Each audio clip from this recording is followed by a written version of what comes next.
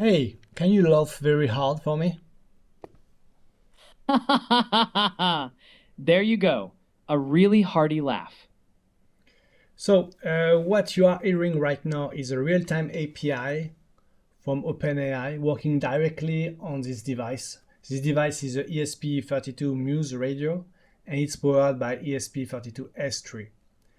And if you are curious, you can buy it or check it on our website. We are making it.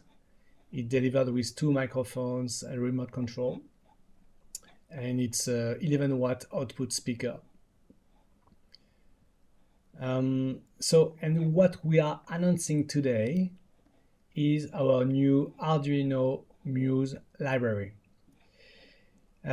So that means that you don't need to use a complex ESP IDF anymore. You can prototype your IDE very quickly and try your AI application right now.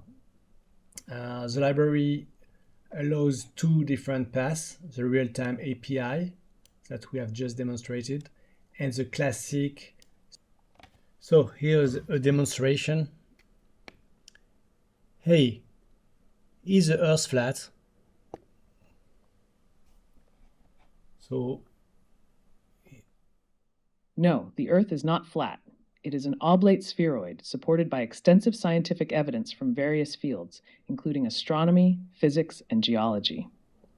So in this last way, let's say the classic way, it's taking maybe 2 seconds, 3 seconds before answering back.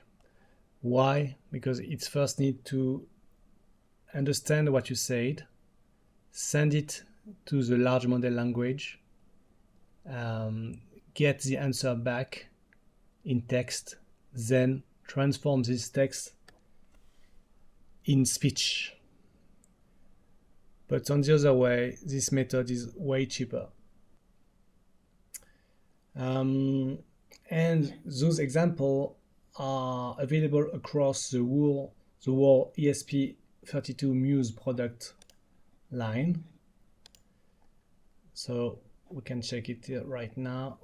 So we have the black Muse Luxe, so it's a Bluetooth speaker shape. We have the Muse Radio, and we have the Muse Proto, which is a prototype board, a small board, if you need to integrate it inside of an existing device.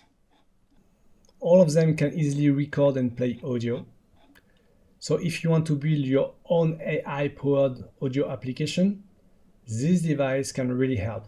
Everything is available now. You will find the links of the library and the hardware in the description below, and check our website raspyaudio.com.